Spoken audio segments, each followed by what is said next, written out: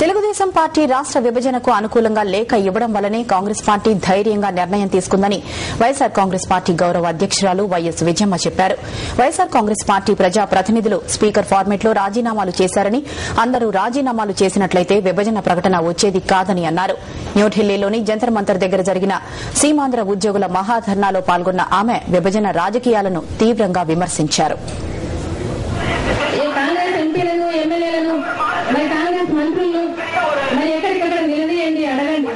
చంద్రబాబు నాయుడు లేఖ వెనక్కి తీసుకోమని చెప్పండి.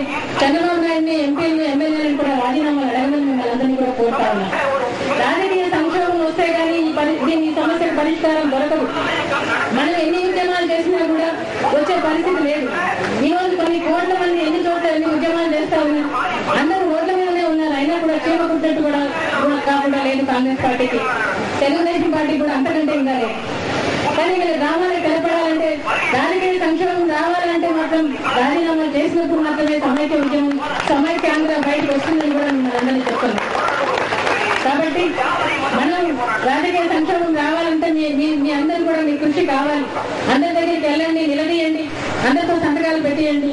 ఆ విధంగా మనం నడిస్తే తప్ప మన సమైక్యాంధ్ర రాదని కూడా మీకు అందరికీ చెప్తూ, మరి ఈ ఉద్యమం ద్వారా మీరు ముందుకు వెళ్ళాలని మీ అందరినీ కూడా కలిసినందుకు మరొకసారి సంతోషపడుతూ కృతజ్ఞతలు తెలుపుకుంటూ కలుగుతుంది.